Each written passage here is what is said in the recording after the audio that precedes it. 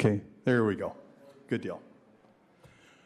Well, it's so nice to see everybody here this evening, and people feeling in a good mood because of this beautiful weather we're having. That is so great, and it is, even though this schedule, I have to admit, throws me off a little bit where we're adjusting our meeting times, somehow it doesn't seem in the right rhythm. Here we are for our actual first business meeting in August. And so we'll get started. I'm going to officially call this Kalamazoo City Commission meeting to order for Monday, August 12th, 2024. And our first order of business is roll call. Clerk Borling. Commissioner Cooney. Present. Commissioner Decker. Present. Commissioner Hoffman. Commissioner Pradel. Present. Commissioner Wilson. Present. Vice Mayor Hess. Present. Mayor Anderson. Here. Thank you, Clerk Borling. May I please have a motion to excuse Commissioner Hoffman from the meeting this evening? So moved. Motion made by Commissioner Pradel. Support. Supported by almost half the crew up here. I guess we'll call it Vice Mayor Hess. And all those in favor, please say aye. Aye. Opposed, nay? All right, thank you so much. The motion passes. Well, we are blessed this evening to have Jeff Port with us from Center Point Church. Jeff will be providing an invocation to help us get started here this evening, and I will ask everyone to stand for the invocation and then remain standing for the Pledge of Allegiance.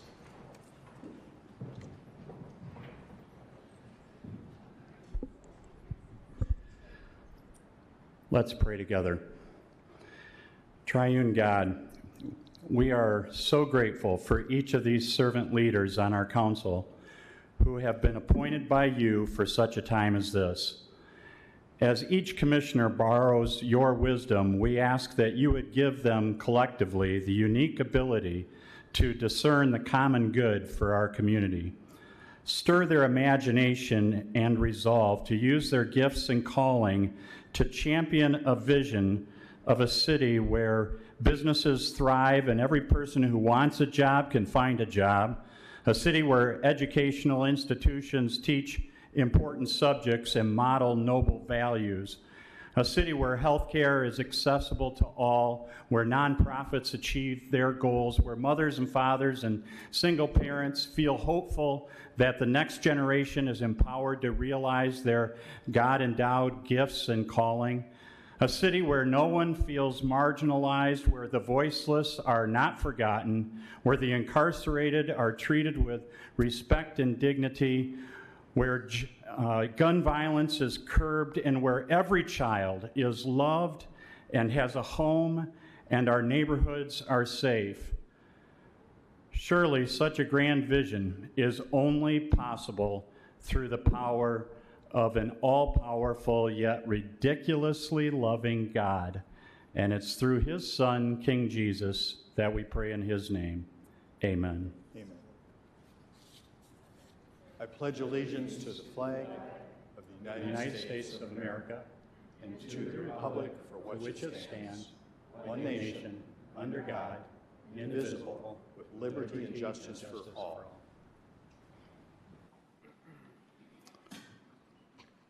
Thank you again, Jeff. Appreciate it.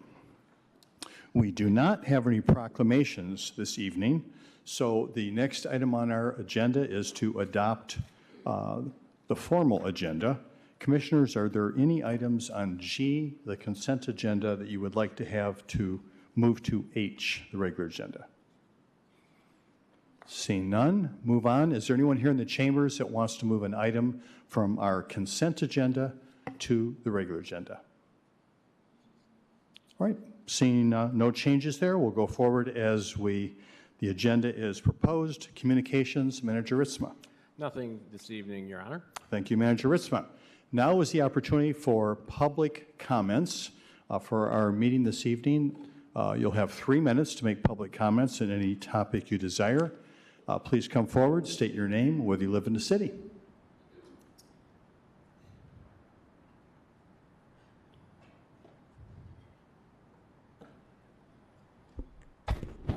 I want to Hi, I'm Kay. I want to take you back to 2024 Commissioners Retreat, in which the city administration left out the very specific statistics that show their failures to prioritize the crises in the city of Kalamazoo, like the 2022 retreat. And instead, it was very interesting to see the city administration and the city commissioners mingle and do bonding exercises. Meanwhile, us, the people, grassroots organizations, watch from the sidelines, unable to speak or interact, no power to sway the decision makers. And it's just like that every day. Working class people, Alice communities living under the federal poverty line, powerless to the predatory practices of the real estate corporations taking over the city with the help of people in power, and this city administration facilitating this power to corporate landlords. Like Cheryl Parsons, ecstatic about the so-called landlord toolkit to facilitate landlord real estate corporations from receiving government grants such as HUD's low-income tax credit. Meanwhile, they don't even offer the bare minimum of affordable housing based on the thousands of people in the 0 to 30% AMI waiting on affordable housing, destroying vital natural water basins and mature green spaces for gentrification, exacerbating flooding and accelerating the climate crisis. I digress. These corporate landlords have never worked with low-income households, so they inherently hold anti-poor bias. According to the UN, discrimination is part of the daily experience of people in poverty. It restricts access to employment, education, housing, or social services. It may result in certain social goods or programs not reaching people in poverty, owing to discriminatory treatment by officials, employers, landlords, or to the fear of maltreatment. People in poverty are disproportionately represented in the criminal justice system, as judges may be biased against them or base their sentencing on anti-poor stereotypes. In the study conducted jointly by Oxford University, social maltreatment is described as the way in which people in poverty are typically treated within and by the community, oftentimes facing stereotypes, blame, and stigma. The process of othering is commonplace, where people in poverty are thought to be different and socially inferior.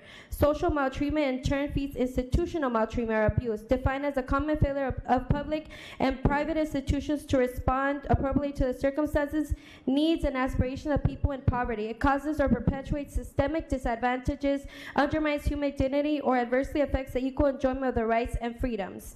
As the Alice report confirms, there is now ample research demonstrating that the wealthiest groups of the population exercise a disproportionate influence on the political system, and that this phenomenon has become worse in the growth of inequalities over the past 40 years. A study covering 136 countries for the periods of 1981 to 2011 showed that as income inequality increases, rich people enjoy greater political power and respect for civil liberties than poor people do. This is specifically exacerbated in Kalamazoo by the rich buying the city budget, with the FFE and city administration working with landlords and real estate committees.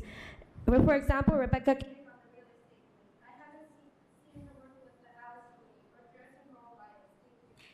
Thank you. Next, please.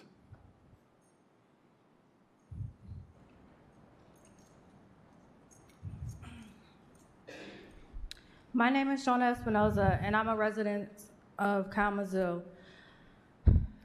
It's sad that we have to continue to keep coming up here because there's nothing getting done in the city.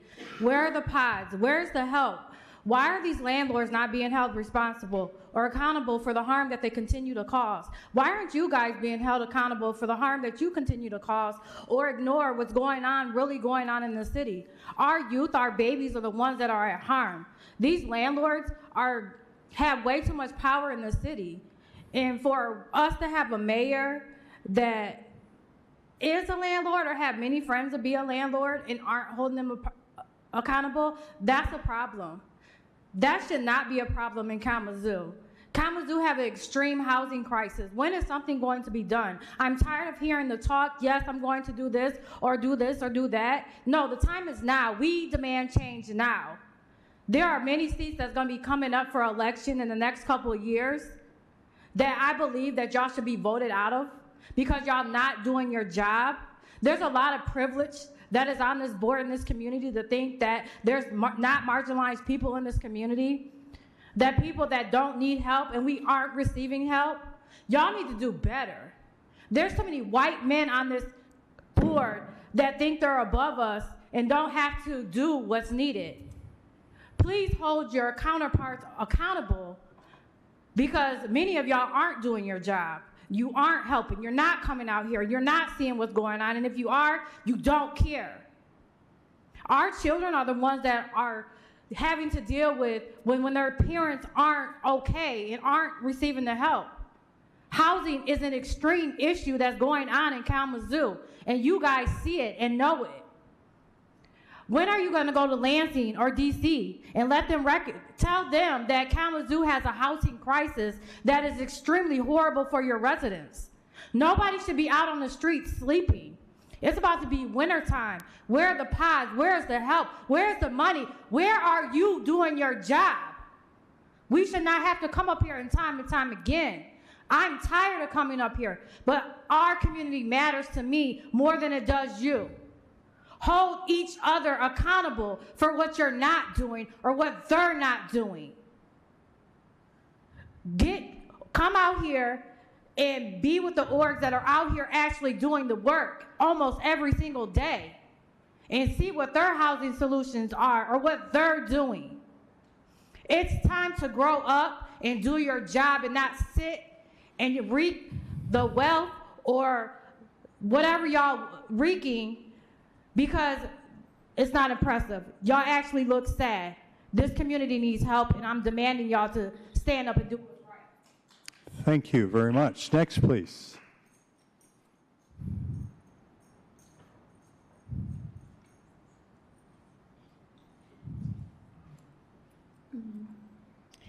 Good evening, Commissioners. My name is Adrienne Zaya. I'm the Director of Public Policy and Advocacy for YWCA of Kalamazoo.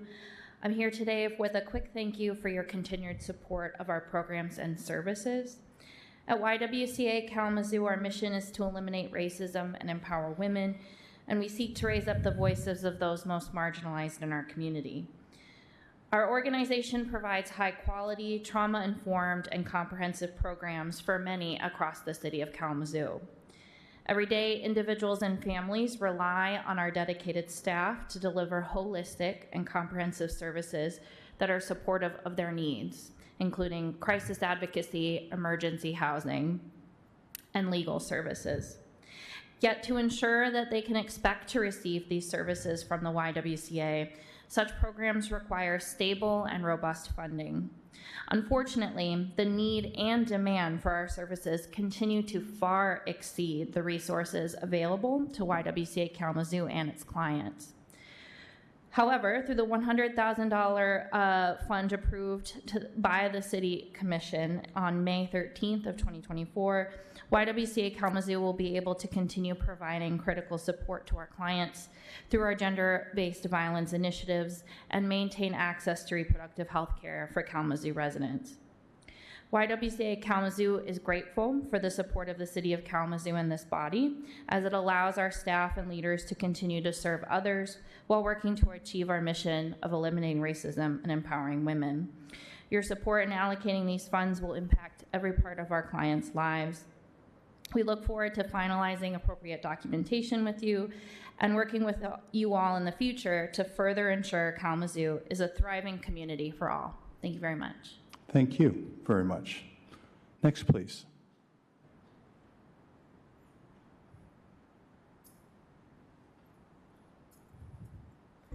Hi, my name is Tina. I'm here as I always am about the flooding. We heard you're going to put a little reservoir over on Reed Street.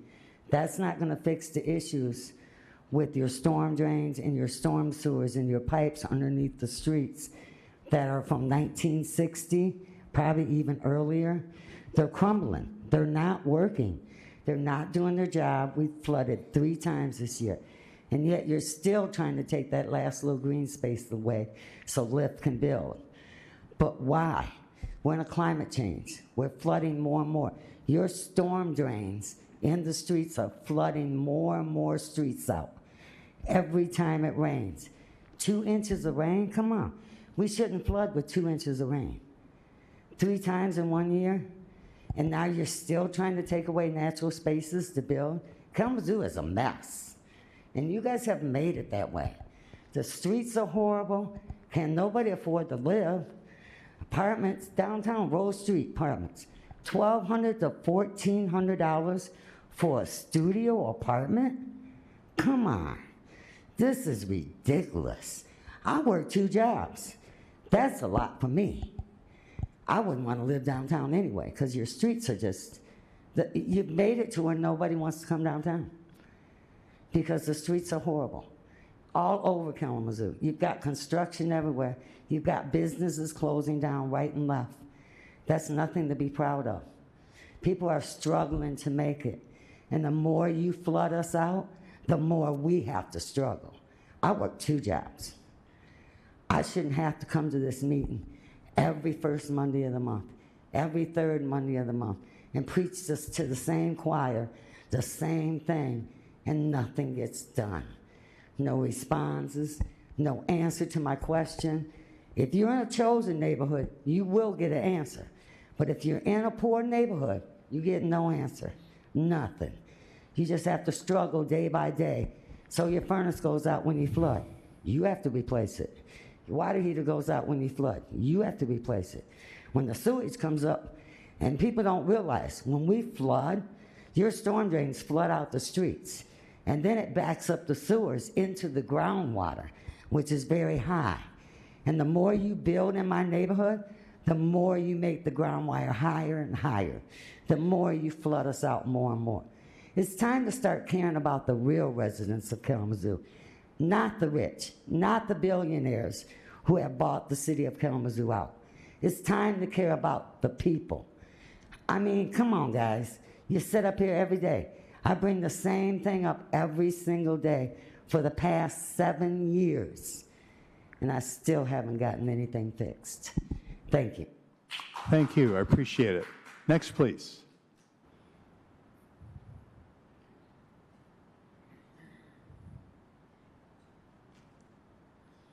Good evening, Mayor, Commissioners, and City. My name is Tony Kennedy. I frequent the City of Kalamazoo. I do have several meetings that I have to go to, so I thought I would go ahead and share my thoughts about the parking, as well as all of you know my feeling on the parking. I went ahead and took a look at what you put forth today.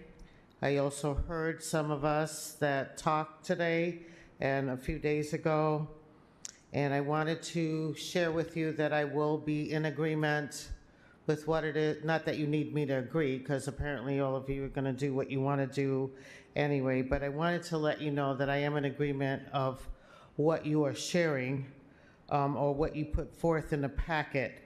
The only things that I did not see was, and I was hoping that you would consider maybe a review in a year, just to see how that's going, and assess. I talked to Christina. She said, well, we already do that, and that's not something that needs to come up to the commission.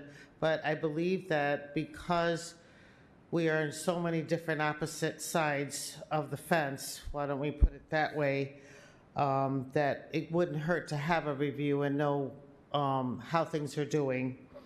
I'd also like to make sure that we consider handicap parking.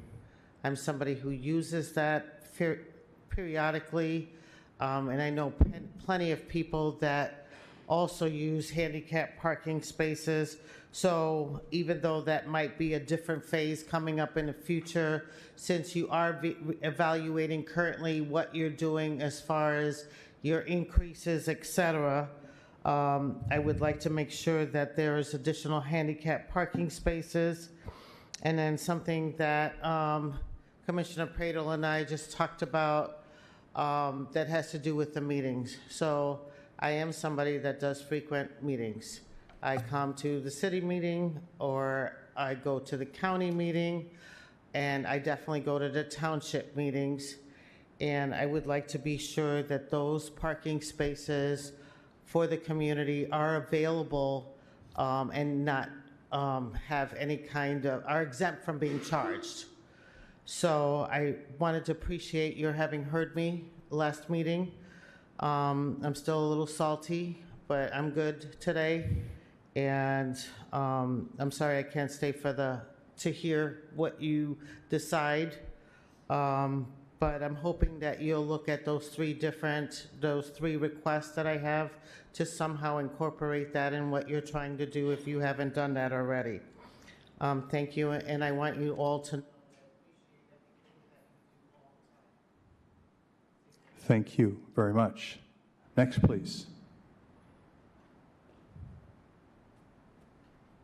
Hi, my name is Chase Platty. I live in the city of Kalamazoo. I just wanted to say that we would like to see public comment call-ins be able to come back, because it is really not accessible for people who are working and have kids to be able to come here every meeting and speak and say the things they want to say to the city commission.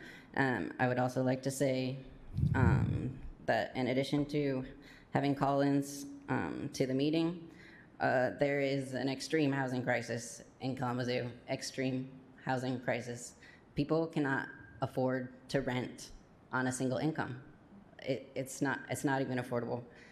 And that is why we're seeing so many homeless outside with nowhere to sleep, just being priced out of housing, being priced out of a place to live. And the city, it needs to be doing way more. You guys need to be doing water fountains so people can have water, can have a place to go to the bathroom, can have a public bathroom that's open and accessible to people. So they're not wondering, where am I gonna sit today? Where am I gonna go to the bathroom today? People are just trying to survive. Lots and lots of Kalamazoo citizens are just trying to survive day to day. And there's lots of things this commission can do to support those people and to help those people. And that needs to be our priority, because everything else you guys focus on can be secondary to the survival of the citizens that are counting on you to help and to be there to support them.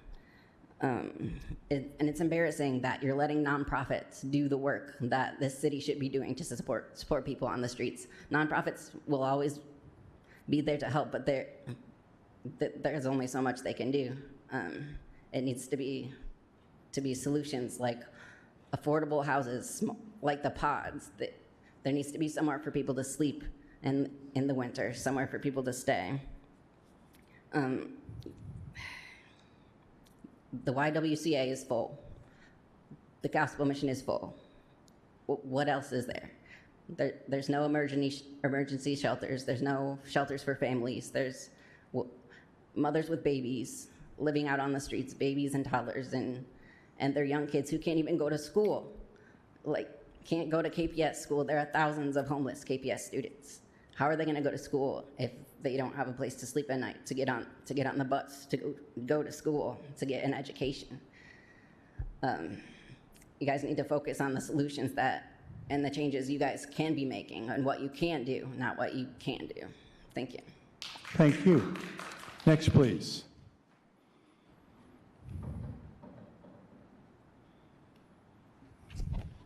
Hello, greetings, Mayor, Vice Mayor, and City Commissioners. My name is Kevin Crittenden, and I'm here, and I am the Associate Director of the Chamber here.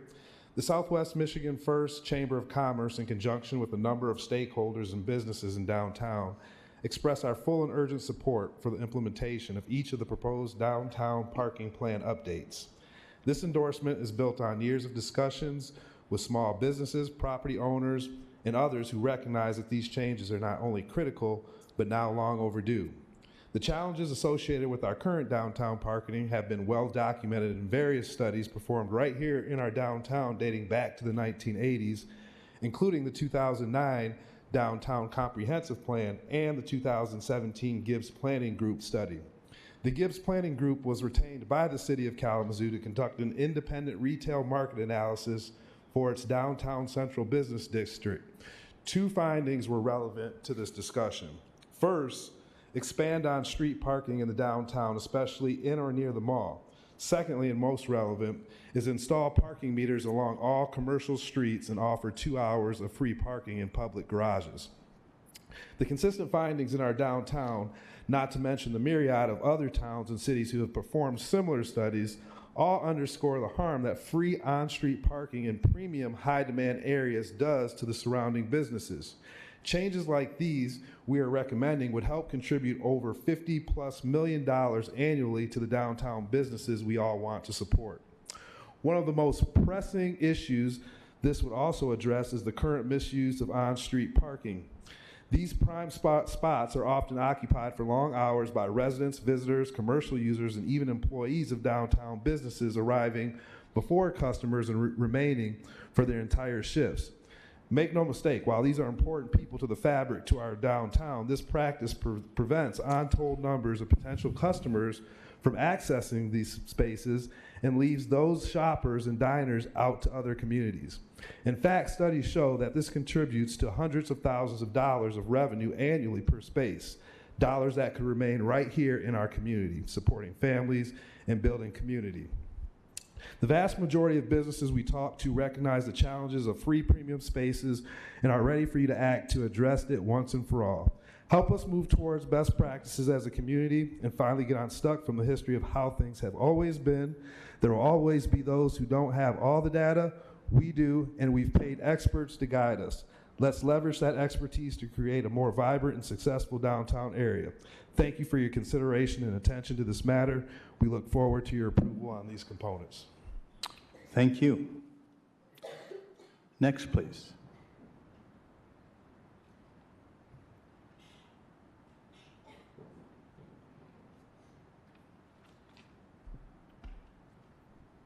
Good evening, Mayor, Vice Mayor, Commissioners. I stand before you today to discuss an important proposal that affects not just our wallets, but the very fabric of our community. The proposal in question is about a modest increase in the ramp parking fees. At first glance, an increase in price might seem like a step in the wrong direction, but let me explain why this proposal is actually crucial for maintaining the affordability and accessibility of our beloved downtown Kalamazoo.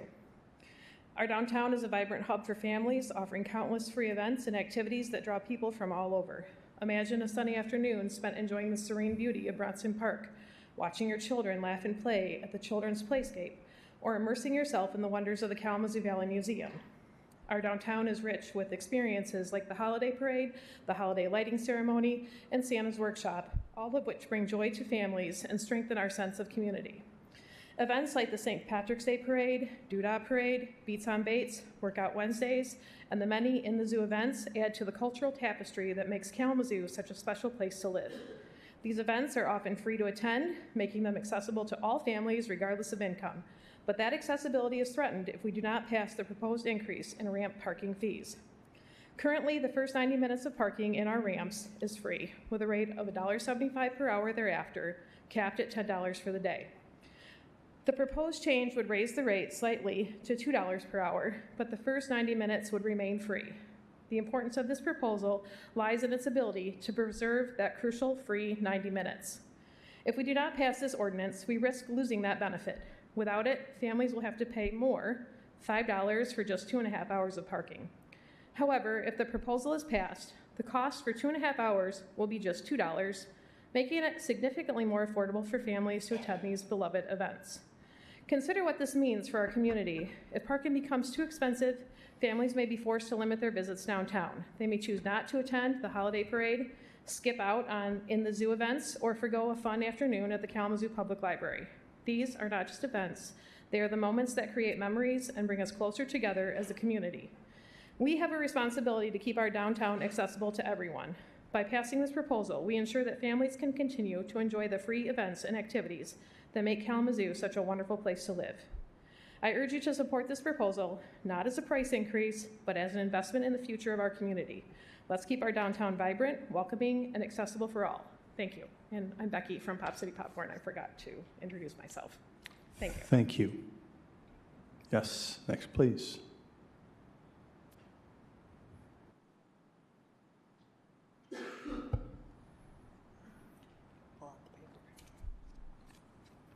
Hi, Mayor, Vice Mayor, Commissioners. I'm Heather Holmer, resident and owner of Rocket Biz, co-owner, sorry, Tom. I'm here today to add my support for the parking plan proposed at the last meeting. I watched the discussion remotely and was once again frustrated by the committee's sluggish response. The claim that there was a lot of information is not a valid reason to delay a plan that benefits the community. Similarly, constructions about bad timing due to endless construction and negative public opinion are simply short-sighted.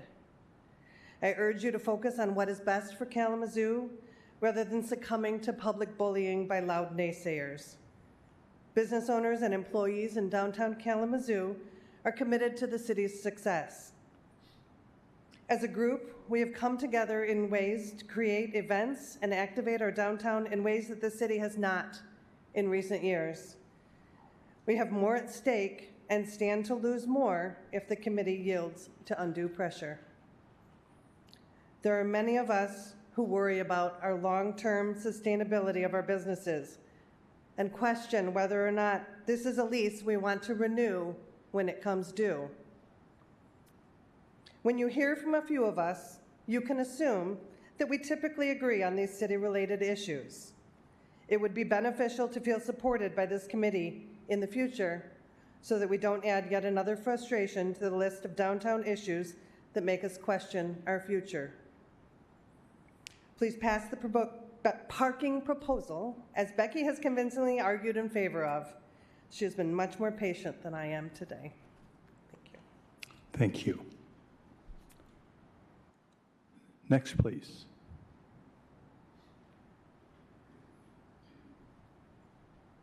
Good evening, Jeff Messer, city resident, and Rank My Vote volunteer. I wasn't planning on talking about Rank My Vote this evening. I did not wear the shirt, but I was looking at the date up there, August 12, 2024, and I thought, well, maybe at the next meeting I should tell people that we're planning on having a big statewide virtual Zoom meeting on Tuesday, August 20th. So I'll talk about that at the next meeting wearing my shirt, but why wait?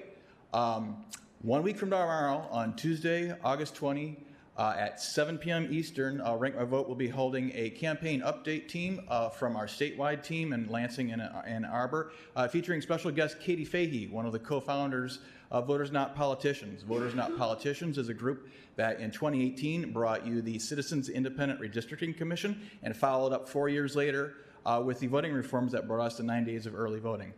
So if you want to participate in that meeting, please go to our website, rankmyvote.org/events, and scroll down to Tuesday, August 20th, and you need to click a link to register to get that Zoom link. Also, we are still recruiting volunteers for our statewide ballot initiative. That's what I'm currently doing at the farmers market, Bank Street Farmers Market, on Saturday mornings.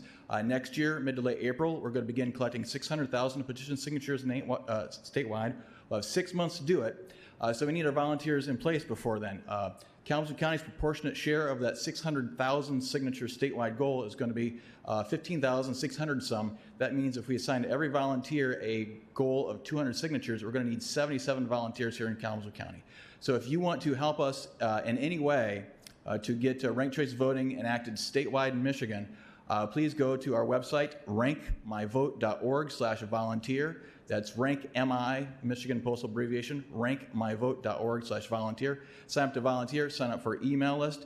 We're going to need a lot of people to do this because all those other things I've got on the ballot usually use paid volunteers. We're going to try to do it all on volunteer labor. We're going to need a lot of volunteers. We're going to need a lot of help. So rankmyvote.org/volunteer. And again, if you want to watch our statewide virtual meeting a week from tomorrow, Tuesday, August 20th, 7 p.m. Eastern Time, go to rankmyvote.org/events. And until then, I'll see you at the Bank Street Farmers Market Saturday mornings about 9:30 to 11:30 a.m. Thank you. Thank you. Is there anyone else who wants to take advantage of this opportunity to make a public comment this evening? All right, seeing no one, I just wanted to say I want to thank everybody for taking the time and making the effort to come here to this commission meeting to provide comments.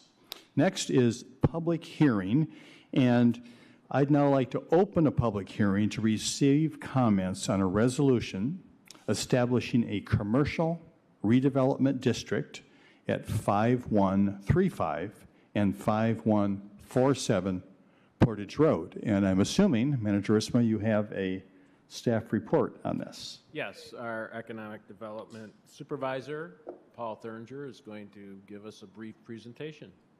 Welcome, Paul.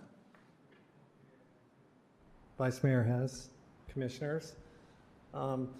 We came to you in June of this last year and talked about this project at our Committee of the Whole meeting. And I have I'm just going to kind of run through the presentation and tee this up to give everybody a reminder of where we have been.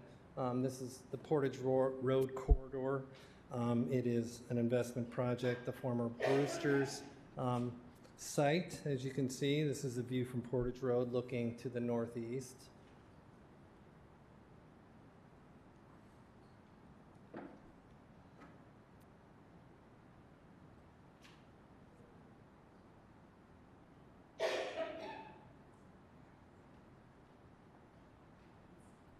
Apologies.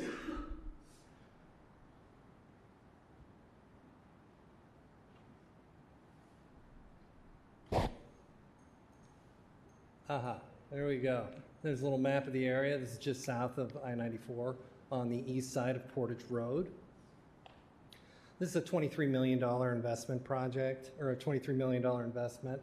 20 million of it coming from private investment, about $1 million coming from this Commercial Redevelopment Act abatement that is in front of you this evening. We have received a state environmental grant from the Environment, Great Lakes and Energy Department from the state of Michigan for about $1 million. And the brownfield plan is going to be about $1 million in savings over the life of the project as well. This is a 50% abatement of taxes over a period of 12 years. This closes the gap for the construction financing costs. As you know, inflation is high and our to borrow money is high. And also inflated construction costs that we've been seeing citywide. We hope that this helps to jumpstart the area that has really been hit hard by the I-94 construction that has been occurring over the last few years. Staff has determined eligibility with this statute. We feel it's a growth and public benefit.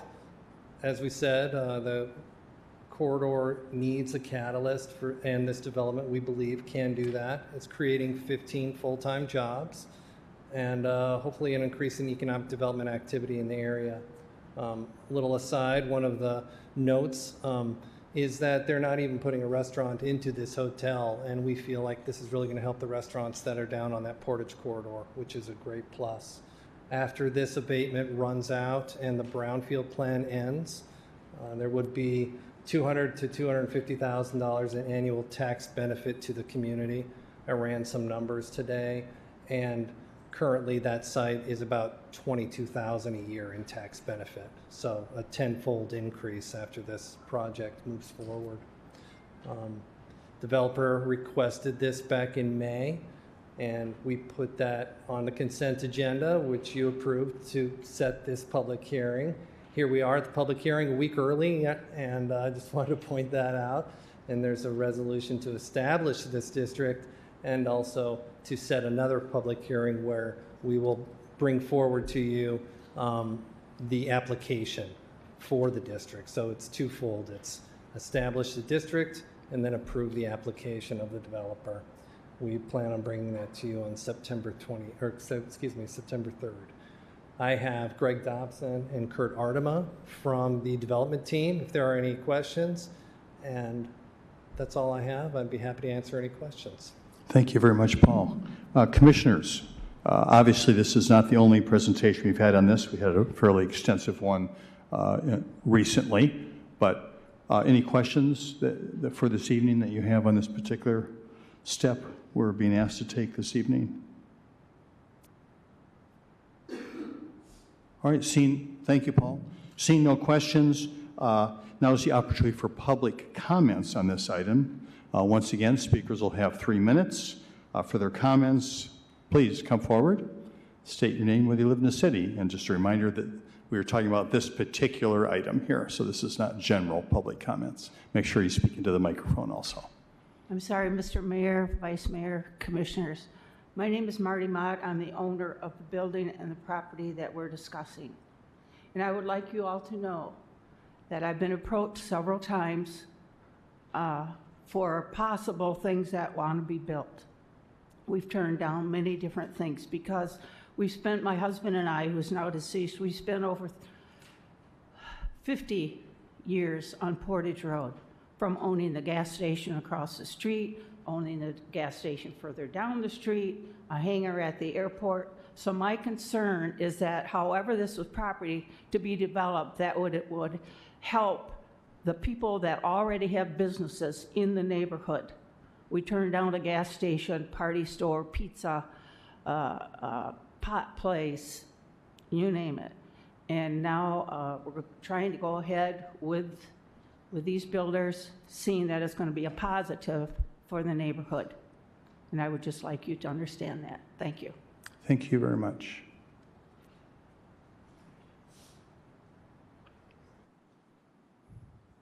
Good evening. Jeff Messer, city resident. First, let me express my support for this effort to give a 12-year, 50% property tax abatement for the construction of a Residence Inn hotel near the airport on the site of a former Bill Knopp's restaurant and a parcel that's been a parking lot for at least 20 years. Unfortunately, the developer has to come begging to the government for a discount on the property taxes. That's because our current property tax system penalizes development by taxing improvements upon land, such as building and other structures. In recognition of this, state government has programs, such as Public Act 255 of 1978, that gives tax exemption certificates to certain types of developments under certain conditions. Some projects don't qualify for these property tax discounts. Some property owners may not know about them and or find the filing process and costs to be burdensome. Our current system also encourages owners to needlessly tear down buildings in order to reduce the property tax burden. An easier and more efficient way to encourage development, redevelopment, and discourage unproductive urban land uses is by switching to a land value tax system. Under a pure land value tax, only the land would be subject to property taxation, not buildings, personal property, or other improvements upon the land. Economists since Adam Smith and David Ricardo have advocated for this tax because it does not hurt economic activity and encourages development without subsidies. Land values tax efficiency has been observed in practice. Fred Foldvary noticed that land value tax discourages speculative land holding because the tax reflects changes in land value, encouraging landowners to develop or sell vacant and underused plots in high demand. Land value tax is arguably an eco-tax because it discourages the waste of prime locations, which are a finite resource. As mentioned earlier, the vacant lot at 5147 Portage Road has been a parking lot for over 20 years, right next to the airport and Interstate 94. Shifting property taxes from improvements to land encourages development. Infill of underutilized urban space is one common practice to discourage urban sprawl. Nearly 20 Pennsylvania cities employ a two-rate or split-rate property tax, taxing the value of the land at a higher rate and the value of the buildings and improvements at a lower one. This can be seen as a compromise between pure land value and an ordinary property tax falling on real estate. Alternatively, two-rate taxation may be seen as a form that allows gradual transformation of the traditional real estate property tax into a pure land value tax. In 2023, Mayor Mike Duggan proposed a plan to tax land and buildings at different rates within the city of Detroit. The mayor bemoaned that under the status quo, blight is rewarded, building is punished, as speculators, absentee landlords, and faceless LLCs hiding behind shell corporations buy tens of thousands of Detroit properties, waiting for paydays when property values rise thanks to the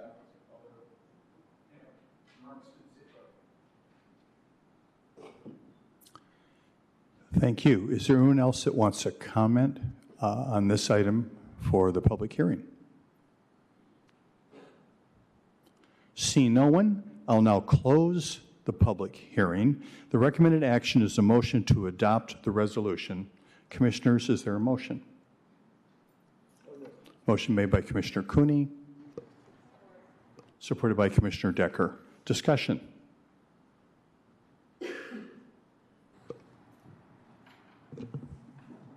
Vice Mayor Hess. Well, if I'm not mistaken, the new Residence Inn will, the old Residence Inn on Cork Street?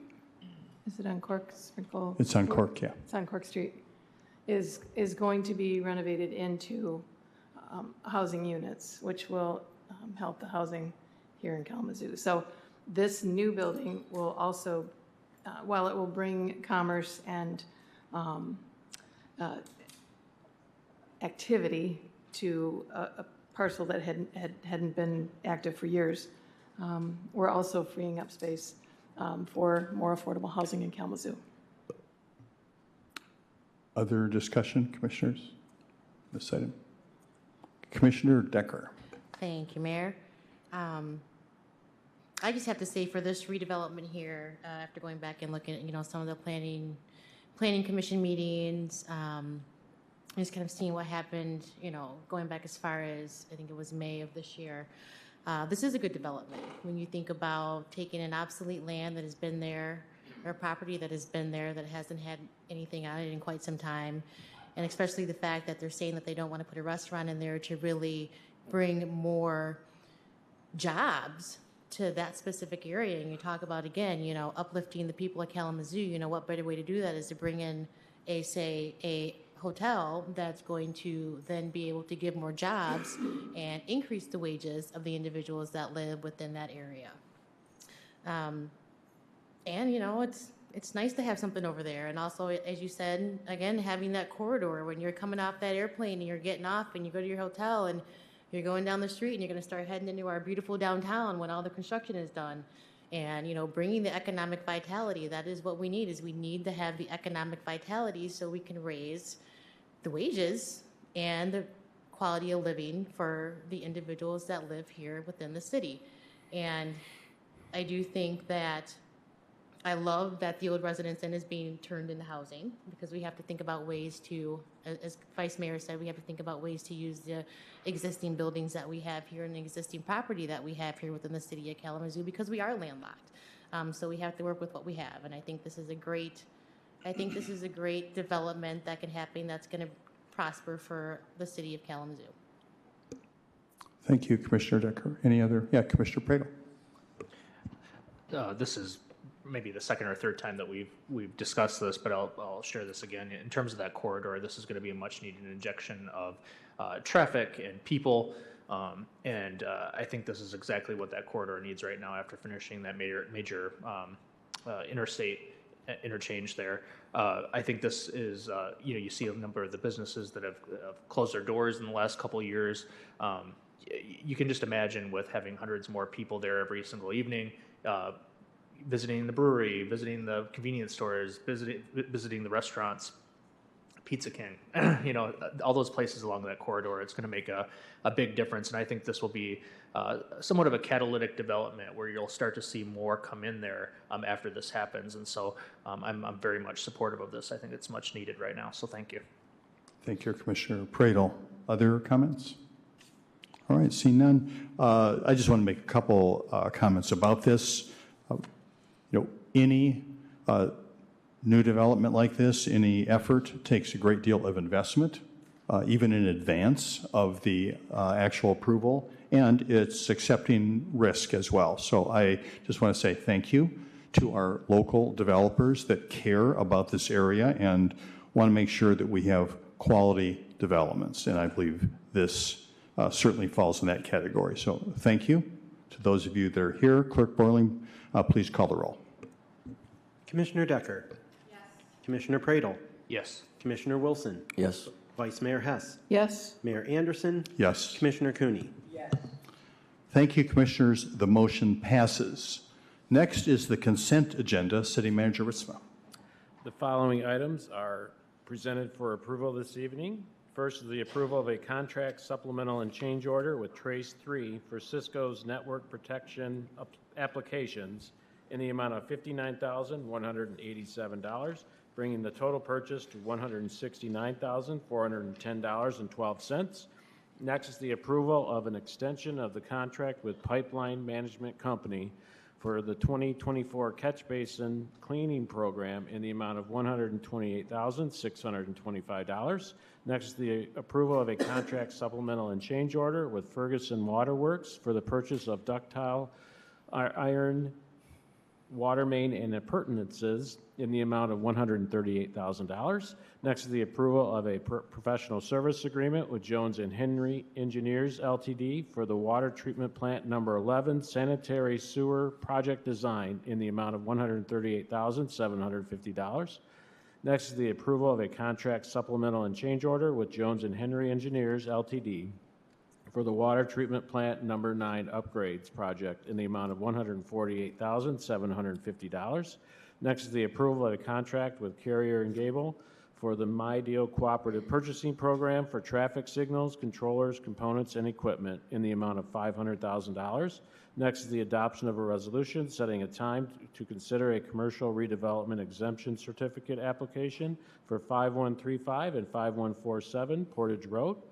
Next is the approval of a construction agreement with CD Arena LLC for the construction of water system infrastructure in the amount of $530,770. Next is the acceptance of a Michigan Department of Natural Resources grant for habitat restoration of Portage Creek at Millen Park in the amount of $75,000. Next is the acceptance of a holiday events grant from the Irving S. Gilmore Foundation to fund 2024 holiday events and programming in the amount of $80,000. Next is the approval of a recommendation to the Kalamazoo County Board of Commissioners that Kurt Artema be reappointed as one of the 3 city representatives on the Central County Transportation Authority. And next is the approval of the mayor's appointments and reappointments to boards and commissions and committees. First, the reappointment of Pamela Burpee to the Civil Rights Board for a term expiring on March 31, 2027. Next is the reappointment of Sandra Calderon Hazuo to the Civil Rights Board for a term expiring on March 31st, 2027. Next is the appointment of Eleanor Harris to the Historic Preservation Commission for a term expiring on March 31, 2025. Next is the reappointment of Laura Fredrickson to the Natural Features Protection Review Board for a term expiring on March 31, 2027. And finally, the appointment of Evangelia Murgia to the Natural Features Protection Review Board for a term expiring on March 31, 2027. Thank you, Manager Ritzma. So, Commissioners, the requested action is a motion to approve items 1 through 12 and authorize the city manager to sign all related documents on behalf of the city. Is there a motion? So moved. Motion made by Commissioner Pradel, Second. supported by Vice Mayor Hess. Clerk Borling, please call the roll. Commissioner Pradel, Yes. Commissioner Wilson, Yes, abstaining from number 8 due to work conflicts. Vice Mayor Hess, Yes. Mayor Anderson, Yes. Commissioner Cooney, Yes. Commissioner Decker. Thank you, Commissioners. Items on the consent agenda are approved. Now we are at the regular agenda. City Manager Ritzma. Item H1 is first reading of an ordinance to amend Chapter 33, Streets and Other Public Grounds, Section 18-20, to update the requirements related to clearing snow and ice from sidewalks. And we have our city planner and Deputy Community Planning and Economic Development Director, Christina Anderson, who has a brief presentation of what this is about. Welcome, Ms. Anderson.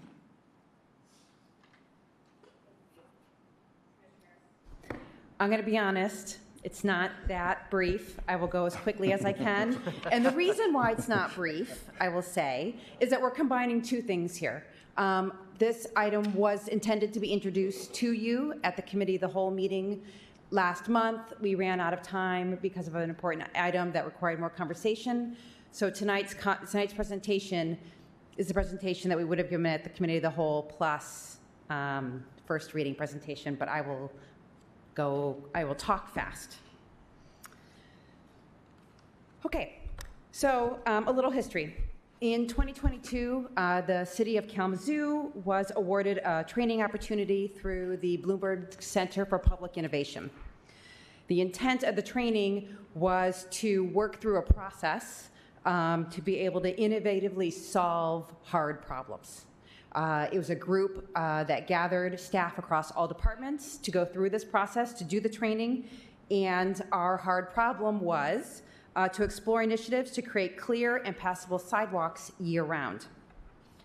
Now, the Bloomberg process, and I will not go through all the steps for you in the Bloomberg process, it was about a 10-month process that we went through both internally and with outreach and engagement with the community. What the Bloomberg process does is really try to get you to focus on what exactly is the problem. So if our goal is to explore initiatives to create clear and passable sidewalks, what does that actually mean? What is the foundation of that problem? So as it relates to sidewalks being impassable in the winter, we know that people must walk in the street or take alternate routes because sidewalks are often not cleared. or they choose not to walk at all because it is more difficult for them or impossible for them to move on foot through our neighborhoods. The ordinance that we have in place now that regulates sidewalk clearing as a responsibility of properties, owners, and occupants is a real challenge to enforce.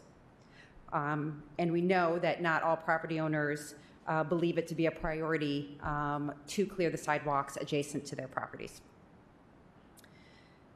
We also know, as relates to the problem, that these sidewalks are vital connectors for our community. You know, we can all think of the kids that walk to school, but think through those that this is their primary form of transportation, whether it's by choice or by necessity, and the streets that they take must be clear for them. And finally, there's a lack of clarity on how we as a city handle the clearing of sidewalks on our own property, and again, related to the ordinance.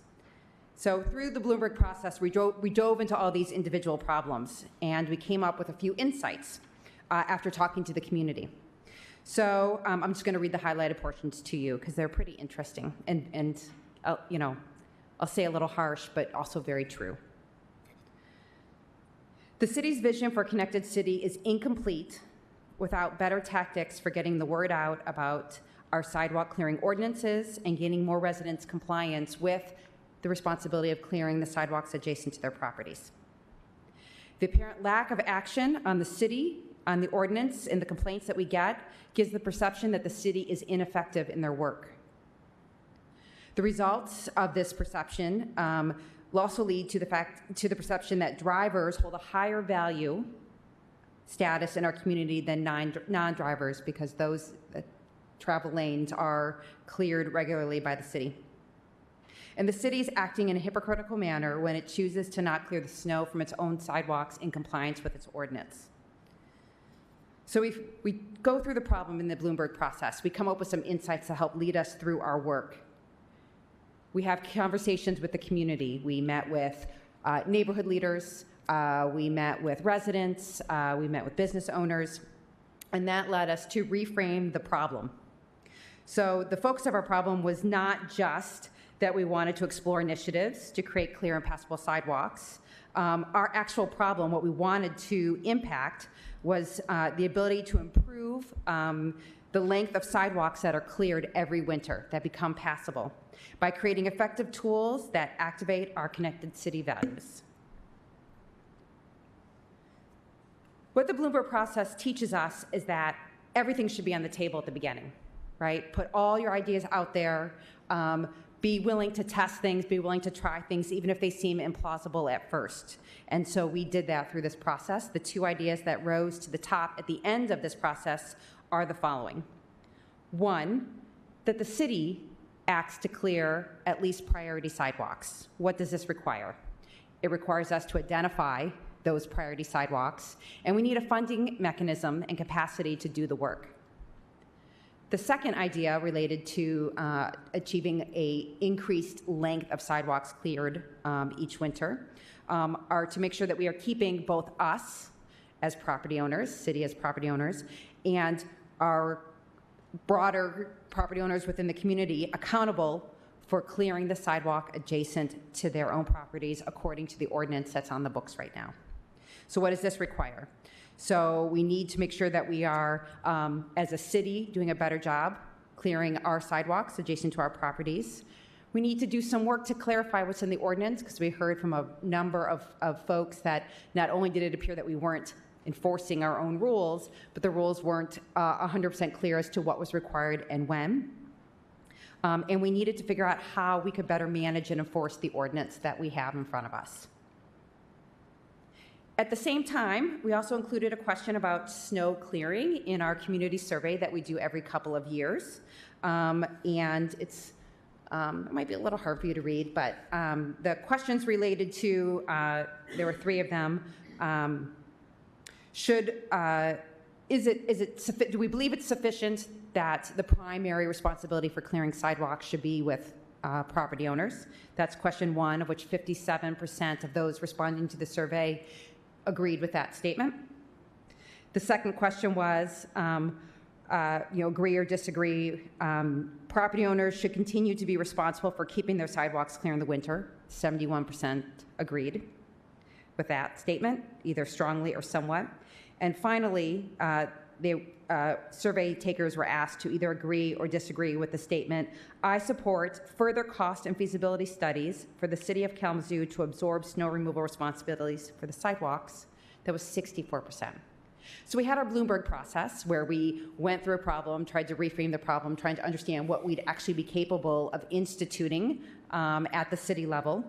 We had this information from the community through the community survey, which said, yes, it should still be property owner's responsibility, but we should maybe think of try some other things like the city taking over parts of that responsibility and give that a try.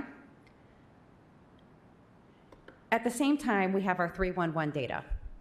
And I know you had a copy of this presentation in front of you, so I won't read these to you all.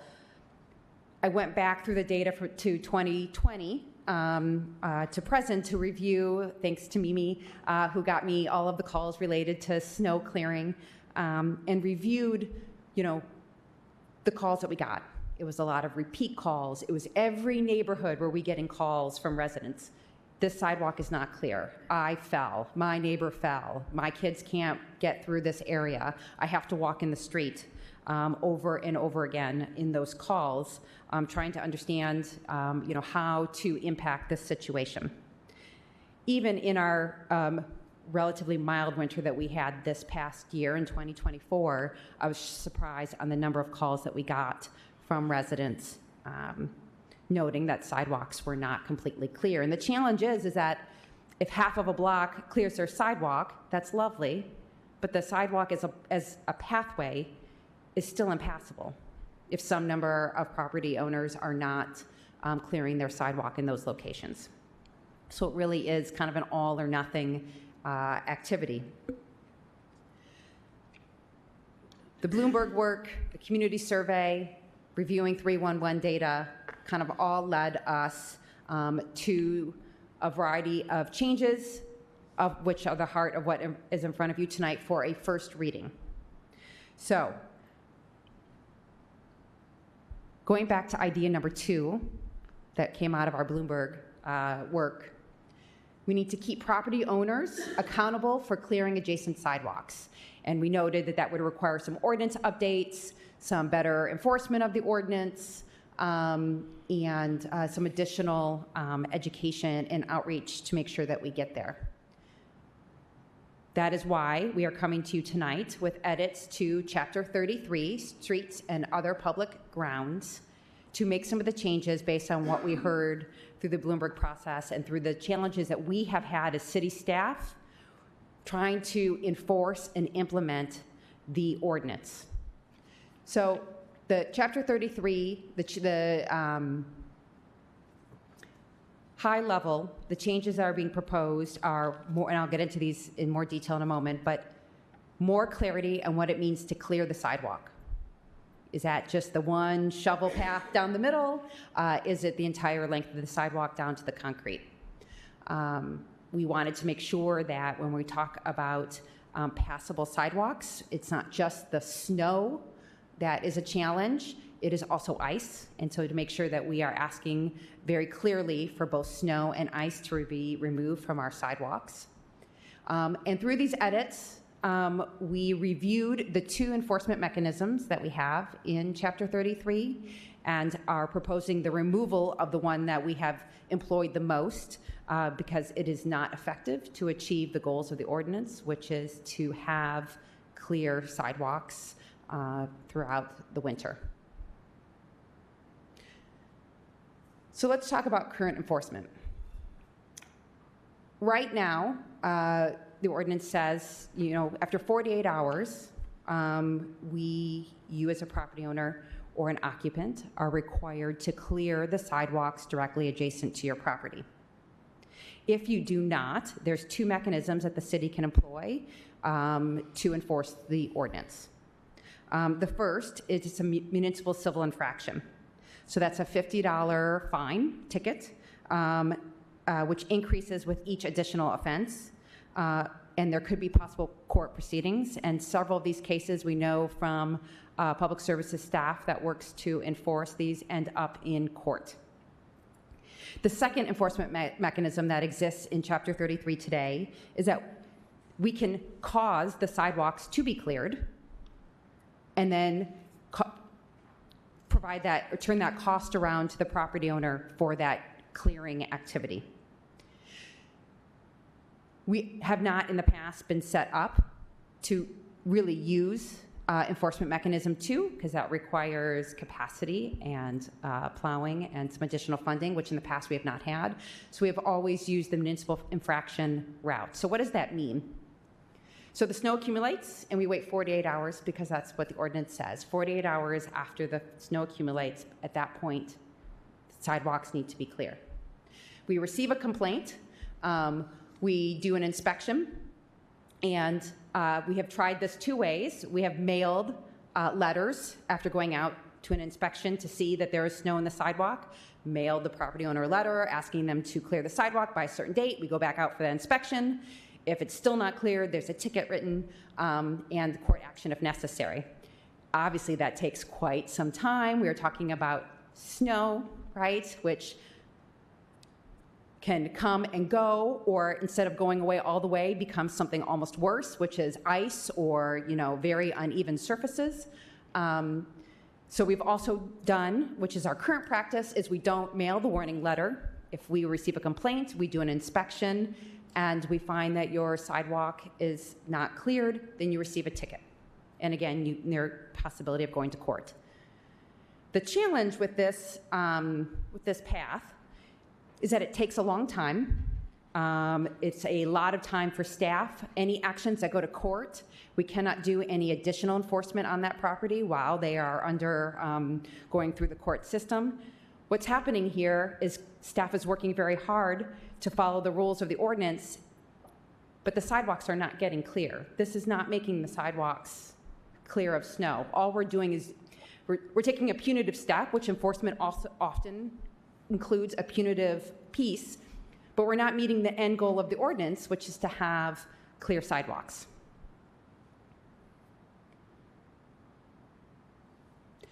So what we are proposing with these ordinance changes is to focus on the second existing pathway, which is that the city causes the sidewalks to be cleared, and the cost of that charge is passed on to the property owner.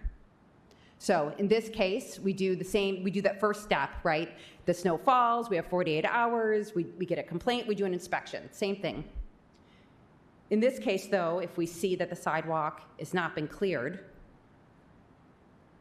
we cause it to be cleared. We have it set up where we can have someone go out and clear that snow. And then the cost, again, goes back to the property owner in the same way that the fine would go to the property owner. So in summary, the major changes to the ordinance. Currently, it says both property owner and occupant are responsible. We've removed or occupant. It is the property owner that is responsible. If you are a property owner that rents, you are certainly allowed to designate that responsibility to your tenants, but you need to spell it out in the tenant agreement, because at the end of the day, it's the property owner's responsibility to make sure that that happens. We do a better definition of what clearing means. So we do talk, when you clear the sidewalk, we want down to the pavement. We want the width of the sidewalk that exists adjacent to your property, and we're talking about both snow and ice. So there's the initial clearing as it relates to a snow event, but also some maintenance that may need to happen in between snow events. And the third major change is the removal of one of the two enforcement mechanisms, and that is the one with the civil infraction, with the ticket, because staff does not believe that it is achieving the goals of the ordinance. This is one tool that we have, and any changes to that tool require this body to review and consider them. But I want to let you know briefly before I open it to questions, wanted to talk about some of the other actions that we're proposing to help achieve clearer sidewalks in the winter. Because again, just like many of our other issues that we deal with, there's not one magic solution that's going to take care of everything. So we have a lot of other initiatives going on this winter. So first, I mentioned earlier that the city has not always been able to clear its sidewalks within the 48 hours. And we recognize that that has been something that we challenge we have not always risen to. We are committed to doing that. We have reviewed our process. We've reviewed our capacities. We have reviewed how we operate, whether it's city properties, Kalamazoo Department of Public Services, the properties that the Brownfield Redevelopment Authority owns, to review our procedures to make sure that those will get cleared within the time that is allowed by the ordinance.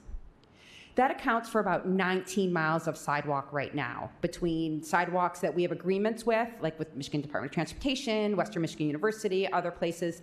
The city has an agreement in addition to the property, adjacent to the properties it owns, to clear sidewalks. So we currently have about 19 miles under our authority, and that is what's noted in red on this map.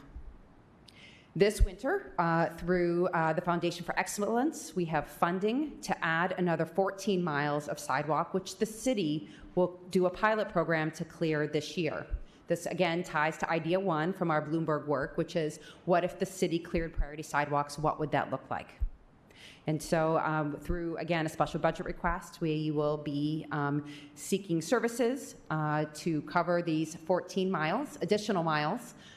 Those that the firm or firms hired for that will also be our firms that help us enforce the sidewalk ordinance and the clearing of the sidewalks if they are not cleared within 48 hours. The priority routes, and again, I'm happy to share a copy of this map in a bigger format for you. I was trying to get the whole thing on the screen, and I know you have it in front of you too, but it's a little bit small. The purple lines are the areas that we are proposing to add to our clearing responsibility this winter. And so in looking at this, we really tried to pick areas based on what we heard from our Bloomberg process from the communities. So where are their bus routes? Where are the highest, some of our highest pedestrian routes that we have? And we have a lot, so we did have to make some decisions. Where could we add to clear the sidewalk that would make a longer network, right? So maybe we do on this side and this side already. What if we chose sidewalk in between to extend that passable path? And that is what is represented as those 14 miles of purple on the map you have. Based on how this goes, we are prepared with another round of additional sidewalks that we could seek funding for in the future to add to this list, depending on, again, we'll monitor this process and seek feedback on how it goes. Outreach and engagement. One of the things we heard during the Bloomberg process was, I don't know that everybody knows that this is their responsibility to clear the sidewalks adjacent to their property. And what does that look like? So this fall, we will be doing, and we will continue to do, not just this fall, but beyond, a detailed campaign to get the word out. So things like our new newsletter that goes into everybody's household, of course, View from the Curb. We already have a website set up, and so we'll have lots of information on there. We'll do some targeted outreach to landlords and building managers through our rental registration program. We have already started to reach out to neighborhood associations, and will continue to do so as a way to spread information. We'll use community bulletin boards and community partners to help spread the word about the importance of sidewalks year-round in the city of Kalamazoo. Now, we know that there are instances of folks that understand it's their responsibility but aren't physically able to clear their sidewalks.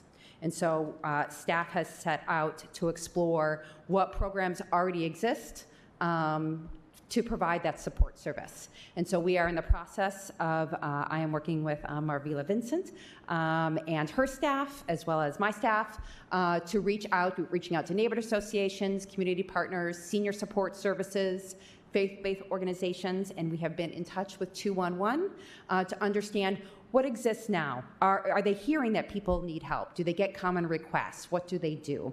And so we're in the process of compiling all of that information so we can be able to provide, at least a start of a clearinghouse for where the information exists. If there is a gap in that information and those services don't exist, then we will work to support these organizations in figuring out how those services can exist. So, next steps. Obviously, first reading tonight. I'm happy to answer any questions you have on the changes to Chapter 33. Outside of that, we are going to continue to have conversations with the community, especially large groups that we think will help us share this information throughout the community. We will be coordinating internally our pilot snow clearing project, which we're pretty excited about, and getting that underway. We will ensure that our properties are properly maintained this winter, work with community partners, and importantly, we need to start noticing now. That's why we're talking about snow in the summer, right? Because we want to make sure that we have plenty of time before the first snowfall to get out to the community and share all of this information. There are both noticing requirements in the ordinance itself, those existed before, but we want to make sure that we do even more than putting a notice in the Gazette, which is what's required. And of course, internal, as we update our processes, make sure that our staff are trained with our tools and working together across public services and community planning and economic development to field complaints and help manage how they get processed moving forward, working with 311, making sure scripts are updated and so forth. And so with that, I'm happy to answer questions, and hopefully I was brief enough and clear enough for you. Thank you very much, Planner Anderson. Very helpful. I appreciate that. Questions, commissioners? Commissioner Pradle. Thank you for the presentation on this. It's really interesting. I was just thinking back to this, and I think maybe one of my first meetings with administration was with COO Lamb at Walnut and Park, talking about this very issue. I was just thinking about that. I don't know how I forgot about that, but it's been a pervasive long-term issue that our community's grappled with, right? I mean, you balance the fact that we know that we need to make a more interconnected community, and this is a major inhibitor to that because a huge portion of our year has snow on it, and you think of it as kind of like a body with arteries, and if I just went and snipped one of my arteries that leads to my heart, well, there ends the body, right, of the whole. And so it's the same with our sidewalks, and you might have 40 people who live on a block, but if 2 or 3 people decide to participate, it's not an interconnected community. But in the same respect, like you say, you're grappling with the challenge of what do you do for people who can't afford snow removal, maybe have health conditions that prevent it. We don't want it to be something that's disproportionately impacting people who have circumstances that make it that they can't, more so than an affluent household or somebody who's more physically able-bodied to do it. Couple questions for you though as well. So what about scenarios where you have, and I don't want to get into too minutia, but this is Michigan, so these scenarios are probably going to happen. So you have a scenario where there's long-term snowfall beyond 48 hours. Sure. Right? So what do you do in those situations? Is there a way to clarify that says if there's long-term snow, when the clock starts? Sure. So we did a lot of debating about how carefully we define that trigger in the ordinance. As we do today, we'll continue to do, if we have a series of snow events that are coming, one after the other, we will be true to that 48 hours when we really get Once the pause. Once it ceases. Yes. Gotcha. Yes. Okay. We do hope that people are clearing in between, but in terms of what we are going to enforce, we'll be true to the 48 hours after that series of days happens. Mm-hmm. We understand even with, our streets, where we're plowing our streets, when there's multiple days of snow, right, we keep going, and sometimes you need it to stop in order to catch up. And so we understand the functionality of that. Yeah, I think that's helpful. And another scenario I was just thinking about is that there are many circumstances in Michigan where you would potentially have heavy snowfall where it may not be safe for people to be outdoors. So a couple of scenarios I was thinking about is the polar vortex, right? If you have minus 40 wind chill levels, people should not be outside, right? Or let's, another example is there's a major ice storm, like where we have limbs all over the place, where there's power lines down and it's not safe for people to be outside. Yep. What about those kind of scenarios? Sure. In the same way, I think there's a level of understanding that has to happen, right? Our inspectors are also not going out in that weather to do their rounds, to inspect based on complaints. So just like the multiple days of snow, I think there's a level of understanding on how we work to enforce that ordinance. It's no different than right now, if there's a major storm and there's lots of branches down, the curb lawn enforcement, right, for branches that are, or other debris that falls within the curb lawn, doesn't happen the next day, right? There's a level of understanding for what happens in nature and in around us, a bit of common sense enforcement for, or application of the ordinance. Third scenario I was just thinking of as well is that on major roadways, and maybe this fits into kind of the calculus of which routes get plowed, but I know there are a number of areas where there's residential areas where it's on a major road. I'm thinking like Westnedge or Cork. And you have more plow traffic that's going through, so you can envision somebody who just, did their citizenly duty to plow or to shovel their walkway, and then a plow goes with all this heavy snow and dumps it right on that route. So is that kind of fitting into the thought process of which areas would maybe be prioritized? And we know that happens, right? We have places where the sidewalk is at the back of curb or not, the curb lawn is not very, very deep. The city has spent time working with plow drivers to be as careful as possible, but those things are just going to happen, and it's not a completely perfect system. So then, what do you do, right? And so we are constantly asking ourselves, well, when this happens, what does it mean, right? Are there areas that that should be considered part of our priority areas because that is a common occurrence? So Westnedge and Park will be one of our priority areas this year that we try plowing.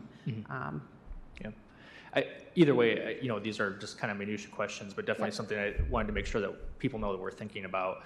I applaud you and the team for your work doing this because, again, this is one of these like long intergenerational issues that have just kind of plagued our community. And, not everyone's going to be happy and not every block is going to be plowed, but just the fact that you're talking about adding additional 14 miles, in my view, is a huge win in the win column for our community and heading in the right direction. And if there's any motivation for you and the team to go back as you're working on this and you're hearing, naysayers and people who are beating you up about this, I had a chance to talk to the Dean of Students at Western. The Dean of Students is the person who calls the families when a student is killed, on some campus or near campus type thing. And she was thanking me, but really thanking all of you for the work that you're doing, because she said that the work that you all are doing on West Michigan Avenue is going to undoubtedly save lives and prevent those calls from her having to make to families to tell them that their child was either killed or injured on those major roadways. There's no doubt in my mind that this kind of work is going to further continue that impact and hopefully save lives from people. And so just keep up the great work, and thank you for making this a priority. Thank you, Commissioner Pradel. Yeah, Commissioner Wilson. Thanks, Mayor. Thank you, Planner Anderson. I was happy to see that there's such a robust marketing campaign planned for getting that outreach and education out there. As a fairly recent, first-time homeowner myself, I can admit that there's a lot of ordinances and, rules, that I'm still getting comfortable with myself. And before I think we can, start to be more strict on that enforcement, that outreach and education is required to raise that awareness. A couple of questions. Is there a minimum height of snow that kind of triggers that expectation of snow removal, whether that's a 1/4 inch or, like you mentioned, do we need to be able to clearly see, pavement on the sidewalk? And then secondly, it sounds like we're moving away from the letter system that we had. I was wondering if that included any notification letters or warning letters for first-time infractions, I would say. Sure. So we reviewed a lot of ordinances from around the country, north half of the country, that deal with snow. And some set minimum amounts, others did not. We chose not to. We don't now, We just say within 48 hours, we'd like it clear down to the pavement. As it relates to, is there kind of a warning now for first-time offenders? The answer is no, there is not. Whether we are doing it under our old system where we sent the letter and then waited, or we do it under how we're trying to enforce it now, which is, we write a ticket if we inspect it and find that it's not there. There's not a warning for first time. Thanks. Commissioner Decker. Thank you, Mayor. Thank you, Planner Anderson. I'm just going to kind of piggyback off of what Commissioner Wilson said when we say that there's no warning when we go out there and clear it for them and charge them, right? Say that again? So like if we pass a new ordinance, we're just going to go out there and clean it, and then they're just going to get a bill. Correct. Okay. Now, the warning would be the notice that we embark on now to spread the word throughout the community. It's similar to how we enforce our parking rules, right? We have signs on the edge of the community that say ordinance says no parking between 2 and 6 unless otherwise signed. The curb lawn, I referenced that earlier. Right now, if you have debris and other things within the curb lawn and a complaint is received and an inspection done to find it, we cause that whatever that material is to be cleared, and that charge is passed on to the property owner. So it follows similar processes that we do now for some other infraction items in the public way. Okay, thank you for that. I was just thinking that, as Commissioner Wilson said, first-time home buyer. I mean, I got in trouble. I put a Christmas tree out there on the yard, and I didn't know that ordinance had changed. So I do appreciate the thorough and being proactive and giving out the information to the residents before. You said that you got some great information from Mimi about how many calls were particular to this clearing of the snow. Has 3-1 received, or if you know that from 2020 to about 2023? Sure. I knew you were going to ask that question, and I meant to go back and look. I think it's safe to say dozens each year. And some of them are repeat callers, who are seeing the same sidewalks over again.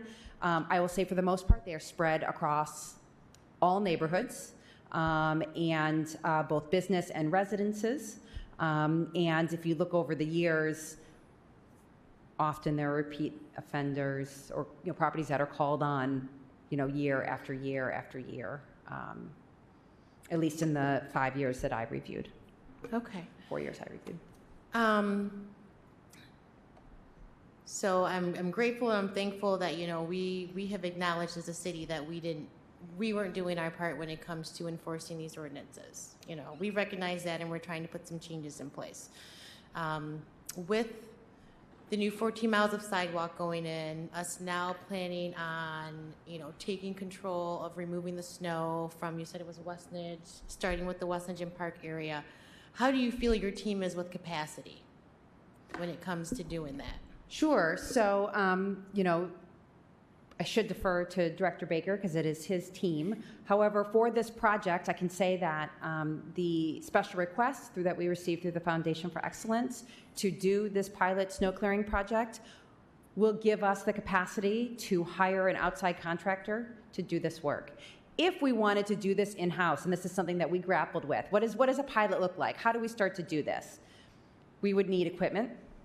We would need, full-time employees who would have benefits, and they would need training. And so it's a little more complicated to ramp up that kind of system, especially for just testing it out to see how it works and what areas we should be doing. So which is why we chose to go the route of an outside contractor. We've had a lot of conversations internally amongst departments that manage city properties to make sure that we are all on the same page, whether it's, again, Parks and Rec, our Police and Fire Service. CPED owns a variety of properties through the Brownfield Redevelopment Authority to make sure that we are all aware of what's going on and can figure out our own, review our own capacities to get the work done. Thank you. And so this is our first reading of the ordinance. And I know you said they were going to be contracting with some outside businesses and things like that. Do you think like maybe, you know, when you bring this back to the commission, you might have an estimate of maybe what those fees would be? I mean, because right now, you know, we had a fee of where it was $50 and then it would increase going up there. I mean, are we looking at, you know, some of these homeowners, if they don't pay attention to what's really happening, is it going to be $20, $100, you know, just kind of whatever kind of funds you could find? We will not have the contract. We're just preparing to go out for an RFP. So we would not have that, especially if this comes back next week, as I think it is currently slated. What I can do is do some calls to figure out, you know, about what, you know, the cost per lineal foot of sidewalk, right? To get an idea that way. The cost, the cost depends on the action, right? So when curb lawn infractions are cleaned up, you know, a whole tree or, you know, lots of, you know, you might need a huge truck, you might need the back of a pickup truck to manage the item, and so the charges are accordingly. But we can talk about what might be an average amount, right, for an area of sidewalk. Okay, If so that, you know, helps kind of get an understanding. So right now, it's $50 for the first offense, and then it increases over time. Okay. And so just to kind of give a sense of ranges. And I guess in that sense, you know, the property owner is paying in the punitive way, but we aren't necessarily getting the result. You know, right, that's still not necessarily being cleared, but the property owner is paying the fine or the punishment associated with it. Okay. Are we going to put out we are going to put out the RFPs? We are in the for process of putting that out. Yeah, we want to make sure that we do it soon, so we can have the opportunity to get a number of rates, options. Yeah, so that is expected to go out shortly. Awesome. And, you know, I saw in here that, you know, we're definitely going to look at organizations that we currently work with, neighborhood associations, community partners, senior support services, faith-based organizations, the 211 Griffin Place. I want to add on there any school or anything where our youth might need to get volunteer hours, something like that. So that was just one thing I was thinking, to bring the youth in. And you think about that, older individual might be out there, the youth may, chit-chat with them for a while. That also brings comfort and companionship for a little bit. We did hear anecdotally from many of the people that we talked to, you know, I do my block, right? I have time in the morning, so I do the whole thing, or I do my neighbor's property because I know they cannot physically. So we did hear, without not talking about a formal program, but we did hear a number of people say, you know, when it snows, we kind of all go out together, which is heartwarming. Vice Mayor Hess. I was just going to say that, Christina. Absolutely, Commissioner Decker, I agree with everything that you brought forward, but this is a change.